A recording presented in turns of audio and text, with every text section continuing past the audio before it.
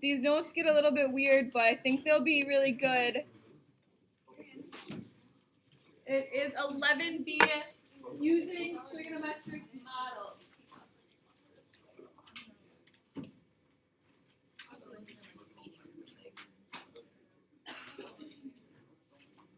Alright, so what this section does is it really connects some of the graphing and the periodic data stuff from last chapter with the solving stuff we talked about yesterday. So we're going to have to remember like amplitude and the principal axis and how to find the period, so like connecting that stuff, and then we'll also do some of the solving like I said.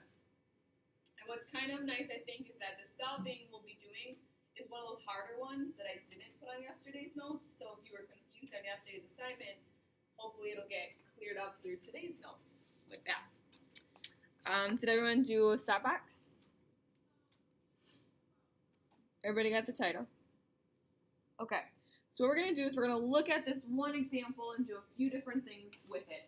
I don't think you need to write the entire paragraph down. If there's something from it, I'll let you know. It says, an ecologist was studying a species of water beetles and estimates the population of a colony over an 8-week period. So he's checking out these beetles for 8 weeks. Now, if T is the number of weeks after the initial estimate is made, then the population in the thousands can be modeled by this function. P of T equals 5 plus 2 sine of pi T over 3, where the time is between 0 and 8 weeks. So if you wanted to write anything down, I would say that T is in weeks, so just so you remember T is in weeks, and that it's population in the thousands. So we're not like measuring the population every few hours or every few days, we're looking at the population every, like in weeks, and then again, the number we get is in the thousands. So like if you get an answer that's like, I don't know, 2, it really means 2,000 beetles. So we'll use the same equation for all of our different examples. We're going to do about 4 different things with this function. So you know, last chapter when we like took the data and we were able to find A, B, C, and D and make an equation, this is kind of like someone else made the equation. This ecologist has all the data, and this ecologist made this equation. So now we'll use this equation to find a few things, because we don't have the data in front of us.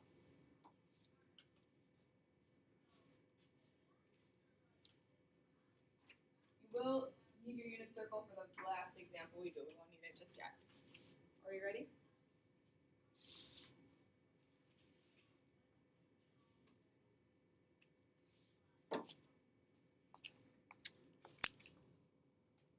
Okay, so what is the initial population? I'm going to rewrite the equation up here.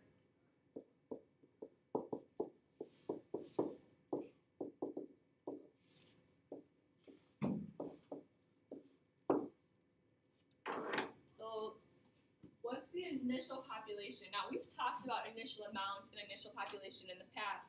What do you guys remember we have to do when we're looking for initial? Plug in 0. So for initial population, that means the time that has passed is 0. So at 0 weeks, when this ecologist first started studying, how many beetles were present? Okay, we'll just plug in 0. Now, I know that you can plug this in on your calculator and get your answer, but we can actually do it without. And I lied, we can use the unit circle on this first one to find the answer as well. So what is, stop.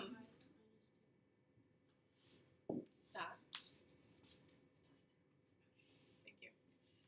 Alright, so what's pi over 3 times 0? So again, if you're using your calculator, that's fine, but I'm going to do it by hand. Then if I look at my unit circle, what is the sign of 0? Or you could actually look at the little graphs on the back too. When we plug in 0 for sign, what do we get, or where is it? Is that 0? Alright, so then 5 plus 2 times 0 is just 5. If I But keep in mind that's 5,000 because the problem says it was in thousands. So my initial amount the ecologist's initial amount was 5,000 beetles, and I don't know, tanks or something.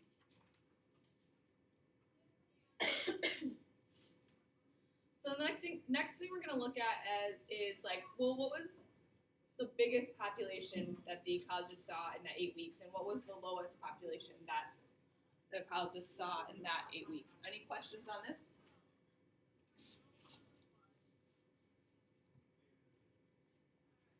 I'll write the equation down again, but I'm gonna wait for a moment so after we talk this out a little bit. So, what were the smallest and largest populations of beetles? We're not asked when it happened, but we are asked what the smallest and largest populations are.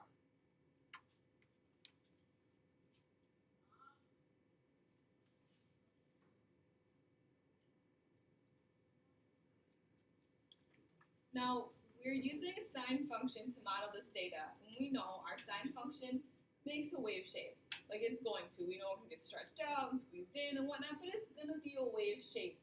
So when you think about the smallest and largest, what other words do you think about for smallest and largest, especially when we think about our wave shape? The maximum and minimum, absolutely. So I'm going to say minimum and maximum just to go with those words.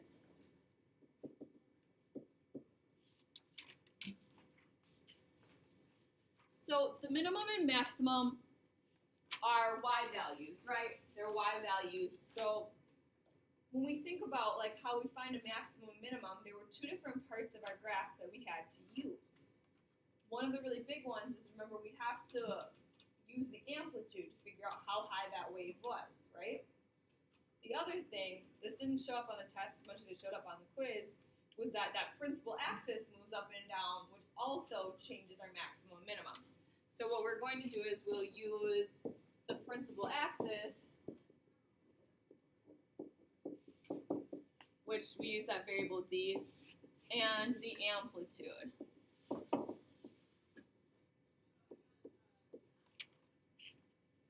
So we'll use those values.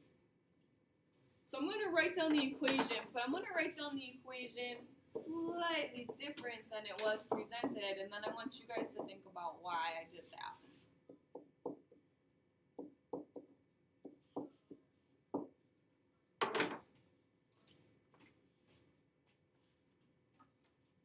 So I switched it around just slightly from the way it was originally presented to us. So now it's in order, because we know we used y equals a sine b of x, and I left out c because there is no c, so there's nothing we're adding and subtracting. So now we know that the principal axis is at 5, and we know that the amplitude is 2. Now, you don't have to turn that around if you can look at it and figure it out, but if it helps you to turn it around, it's just a commutative property of addition. It's no big deal. So then, if I'm looking for my minimum,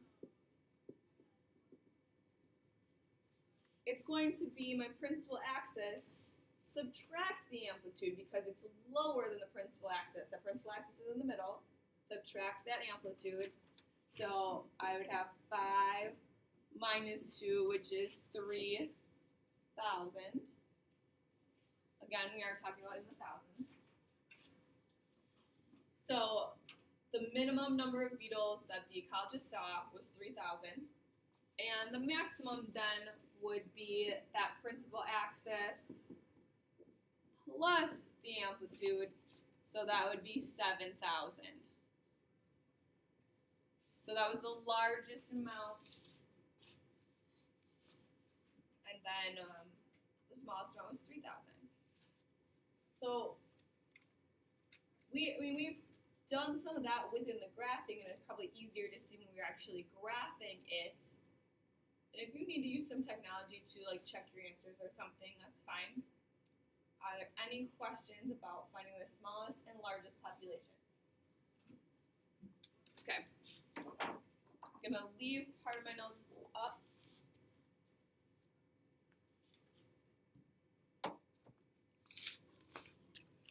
So the next question is, how long is one cycle? So like one cycle of the population would be like starting at our baseline principal axis, the maximum down to the minimum, back at our baseline.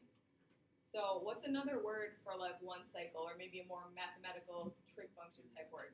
What? The period. So that's what we want to find now. We have to find the period because the cycle is like a period.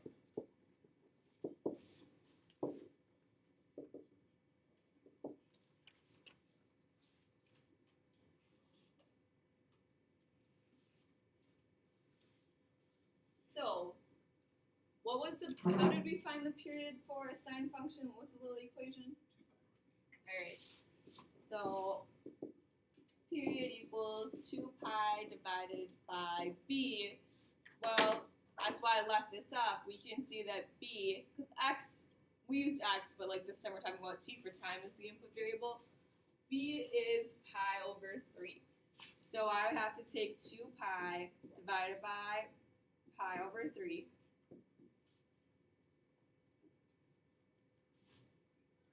And then I can multiply by the reciprocal, so I end up with 2 pi times 3 over pi, which is actually pretty cute because the pi's cancel out. 2 times 3 is just 6. So remember, the period affects like our x values or our input values. So what did that t stand for? How are we measuring the time? Weeks. And weeks. So the period is 6 weeks.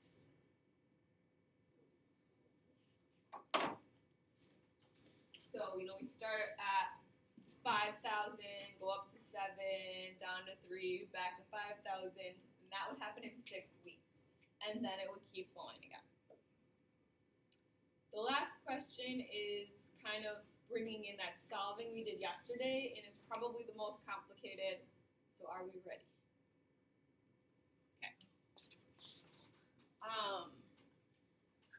Last hour I did have to like write a bunch and then erase and write some more. So just keep up or let me know if I need to pause.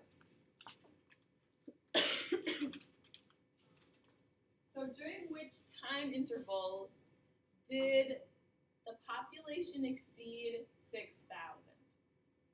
So, was it more than 6,000 from week 2 to week 3, or like, and then like week 7 to week 8, or like when? Like, when was that population over 6,000?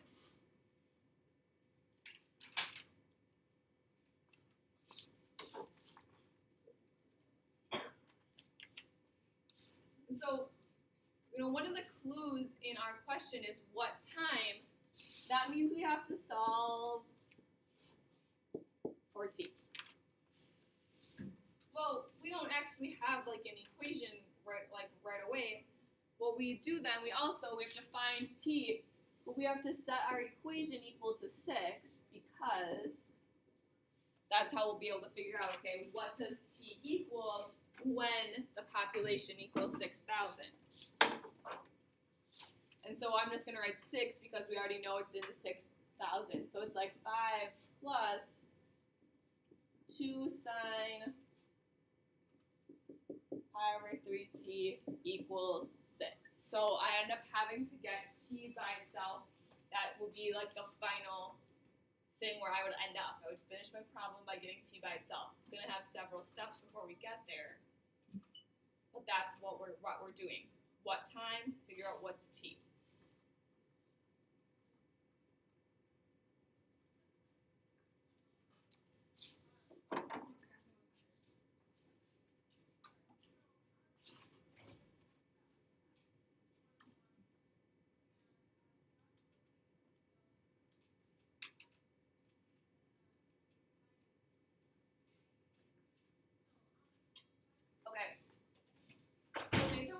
Yesterday, what do we have to do before we can look at our unit circle?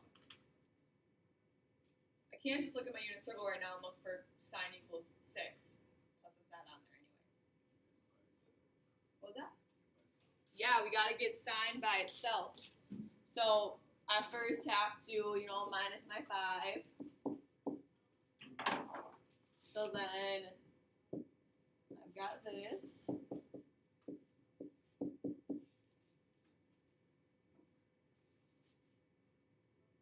I did sort of forget a tiny step that won't bother us yet, so we still do okay though. Now what? One more thing. Yep, divide by 2. So I end up with sine of pi over 3t equals 1/2. We're still good.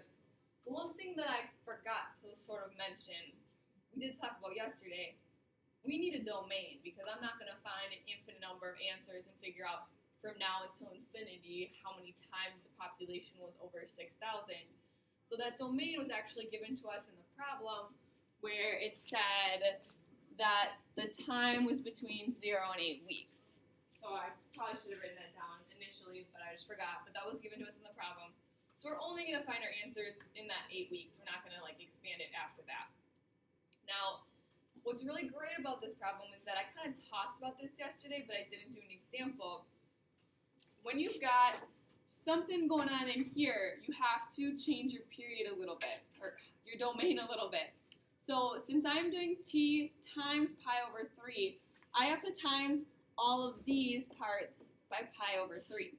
So my new domain will be 0, pi over 3t, and 8 pi over 3t. So I just took all 3 of those and multiplied by 0.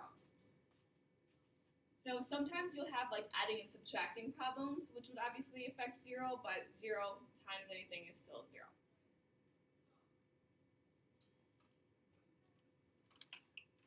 So it extends our domain a little bit, and it's kind of how 8 pi over 3 isn't really on here. So 6 pi over 3 would be 2 pi, so 8 pi over 3 is going to be a little bit further up here. So we're going to kind of go around and a little bit further up maybe. Okay, so now when we find our answers, we're actually finding this answers. So pi over 3t equals our answers. And that's the confusing part, I think, that I just kind of mentioned. I mentioned it yesterday, and I said ask questions tomorrow, but you'll get an example of how to do this. So if you did have questions, maybe this will help. So now we can look at our unit circle for when does sine equal 1/2. So we'll look at our unit circle. So for when does sine equal 1/2. So you guys let me know. There should be at least 2 places from 0 to 2 pi on here. Radians, yes. Pi over 6. And 5 pi over 6. All right. So those 2 are straight off the unit circle. Okay. So I could go a little bit further. I'm going to kind of show you one way that I do it, and you might decide to do it a little bit differently. That's fine. So I'm just going to find the next 2 answers, and then I'm going to go back and check my domain to make sure that they're in the domain. So do you guys remember from yesterday what we do to find the next 2 answers? Add 2 pi. And add 2 pi, or in this case, because I'm in a denominator of 6, it's going to be 12 pi over 6. So I'm going to add 12 pi over 6 to both of these. So this is 1 plus 12 would be 13 pi over 6. And then 5 plus 12 is 17 pi over 6. So I found 2 more. Are we okay with that? I mean, we did talk about that yesterday, but it's a pretty important piece to this chapter, that adding part. So are there any questions about that? So now my domain is supposed to stop at 8 pi over 3. And like I said, I'm not super great all the time at visualizing it on here. So what I'm going to do is I'm just going to really quickly change this so it's pi over 6 so I can check to see that these all fit. So how do I go from over 3 to over 6? What do I have to times by? 2. So I've got 16 pi over 6. Well, that means this isn't going to fit because 17 is more than 16. It's outside of my domain, so this answer doesn't work. And what I was getting at is that some of you might have realized that earlier, that like that didn't fit. But for me, I would rather do a little bit extra work and then realize, oh, okay, that one's not in there. And if you check the back of the book, then you're like, oh, all of a sudden, all right, that one isn't part of it. Like, it's not that big of a deal. I am going to have to erase in order to finish this problem. Are there anything you're not sure about that's up there already? So again, I just converted those fractions so I could algebraically see, okay, 17 pi is more than 16 pi, so 17 pi is not in my domain. All right. I just need to rewrite this step so that we can work with it.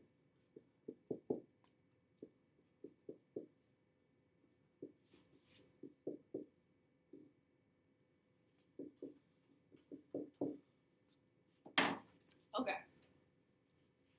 So this is the confusing part, I think, is that this is pi over 3t. I have to end up with just t at the very end.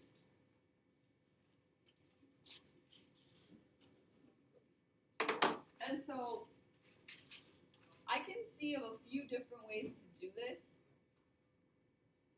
It kind of depends on where you are at with like some of your mental math and such. So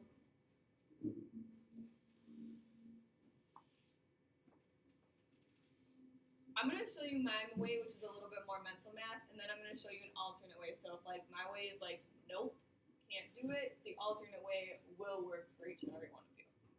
Okay? So also, some of you might actually be quicker than me in your mental math. I'm going to do my mental math in like 2 steps. So there will be problems that don't require 2 steps. This one to me requires 2 steps. Because I have to get t by itself. So what's one thing I got to get rid of? The 3. I'm going to do that part second though. So I'm going to get rid of the pi first, okay? So how do I get rid of pi if it's pi times t? Divide by pi. So I'm going to do mine in 2 steps. My first step is I'm going to divide by pi. So I'm still going to have, 1/3 t, but I'm going to divide everything by pi. Well, what happens if I divide this by pi? The pi's cancel out, so that's going to become 1/6, and that's going to become 5/6, and that's going to become 13/6. For me, it's too much mental math to do both things at once.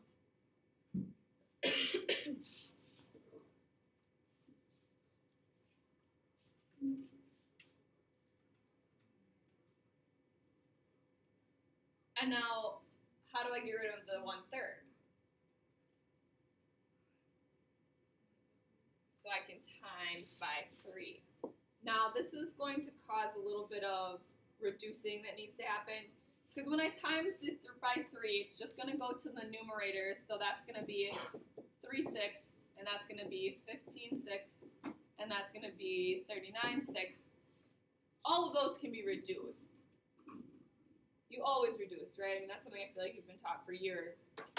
So when I reduce 3/6, it's going to be 1/2.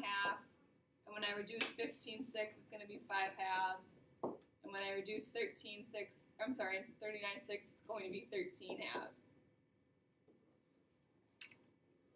So the intervals are actually from 0.5 weeks to 2.5 weeks.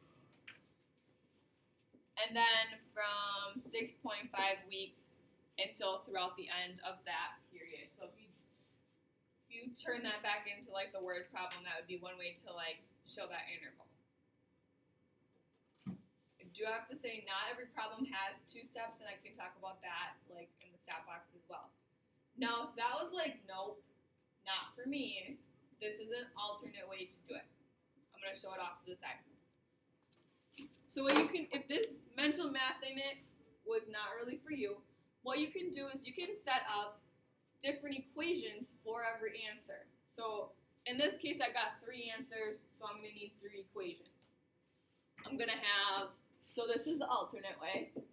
So I'm going to have pi over 3t equals pi over 6.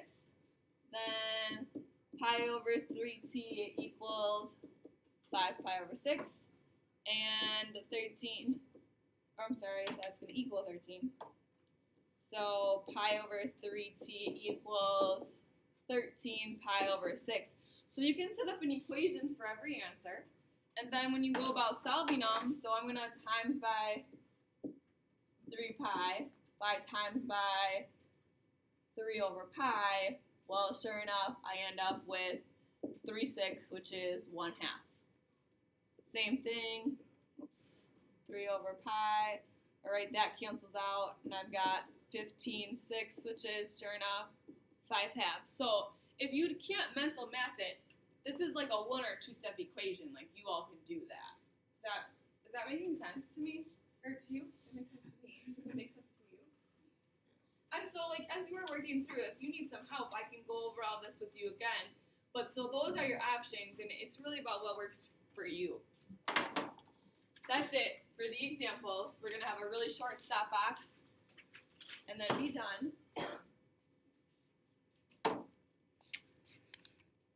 So the stop box is something we talked about towards the beginning, but it's something students tend to forget.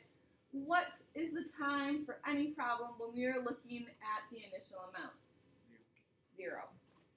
So really quickly, just to kind of recap, if you have a problem that's like this, sine of x, then you don't have to take that step I did. You know, I took that 2 steps. I don't got to do it because x is in there. But if I have one that's like sine of 2x, I would just have to divide all my answers by 2 because I have to get x by itself. Or if I had sine of x plus pi over 2, I'd have to subtract my answers by pi over 2. So it's not always like a 2-step situation. That one just happened to be. And some of you might be ready to do that all in one step. I know I'm not when I meant to math that out. And here is your assignment for section 11B.